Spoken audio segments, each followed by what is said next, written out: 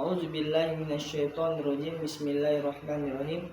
Assalamualaikum warahmatullahi wabarakatuh. Alhamdulillahirabbil alamin. Wassalatu wassalamu ala asrofil anbiya'i wal mursalin wa ala alihi wa ashabihi ajma'in, amma ba'du. Yang pertama-tama, marilah kita panjatkan puja dan puji syukur kita kepada kehadirat Allah Subhanahu wa taala yang telah memberikan kita nikmat yang berlimpah sehingga kita masih bisa melakukan semua aktivitas kita dengan sebagaimana biasanya. Salawat dan salam tak lupa pula kita sajikan kepada baginda alam Nabi besar Muhammad sallallahu alaihi wasallam yang telah membawa umatnya dari zaman kegelapan menuju zaman yang terang benderang yang disinari oleh iman dan Islam. Jadi di video kali ini saya akan mempresentasikan hasil makalah saya untuk memenuhi tugas mata kuliah Manajemen Pendidikan Islam, yang mana judul makalah yang akan saya presentasikan adalah Manajemen Sumber Daya Manusia dalam Pendidikan Islam. Sebelum saya masuk ke pembahasan, saya akan memperkenalkan diri saya terlebih dahulu. Nama saya adalah Taufik Ilham. Saya kelas PAIA pagi semester 4.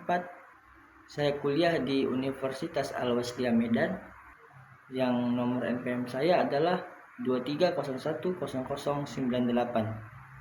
Langsung saja kita ke pembahasan makalah yang akan saya presentasikan, yang berjudul Sumber Daya Manusia dalam Pendidikan Islam, dengan yang disingkat SDM. Pendidikan Islam memiliki peran yang strategis dalam membentuk generasi yang tidak hanya cerdas secara intelektual, tetapi juga kuat dalam spiritual dan moral. Untuk mewujudkan tujuan tersebut, dibutuhkan sistem manajemen sumber daya manusia yang efektif, yang mampu mengelola tenaga pendidik, tenaga kependidikan, serta seluruh unsur yang terlibat dalam proses kependidikan.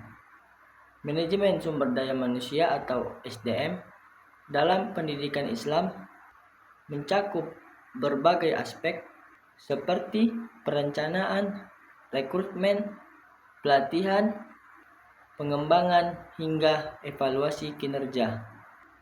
Pengelolaan SDM yang baik akan mendukung terciptanya lembaga pendidikan Islam yang profesional, akuntabel, dan mampu bersaing di tengah tantangan akhir zaman.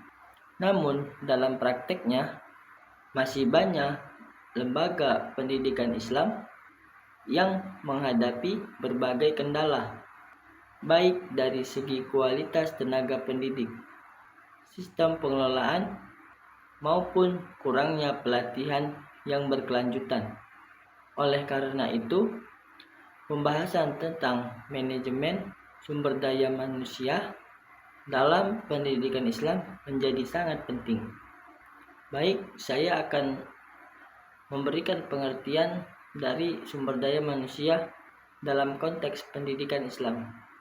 Manajemen sumber daya manusia atau SDM adalah proses merencanakan serta pemeliharaan sumber daya manusia dalam suatu organisasi agar tujuan dapat tercapai secara efektif dan efisien.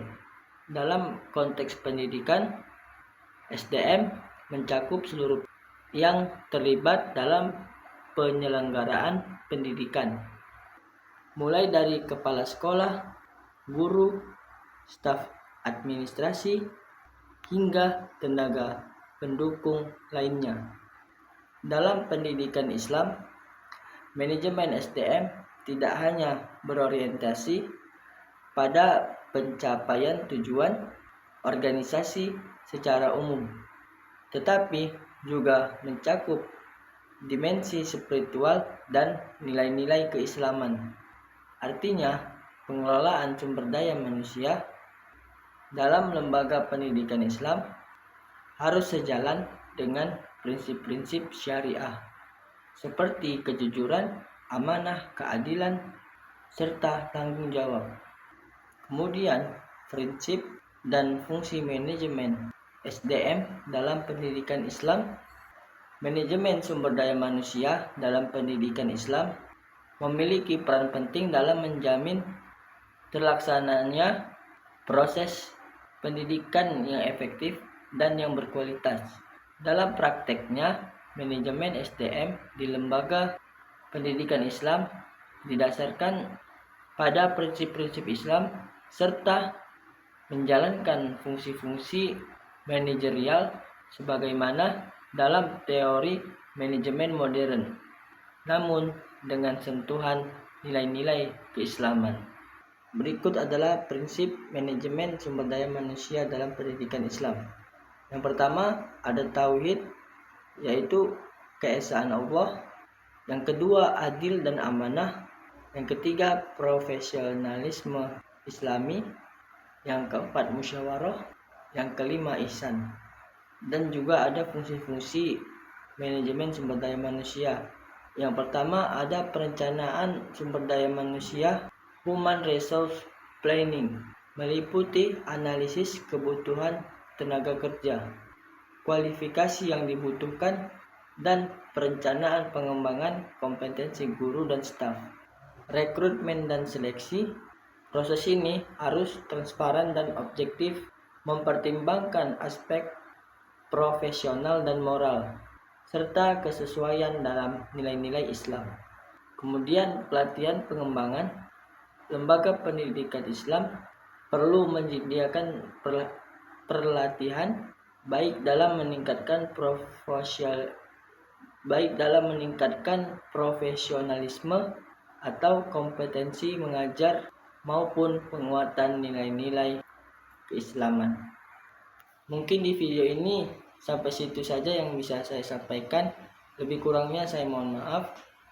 Walahir. Assalamualaikum warahmatullahi wabarakatuh.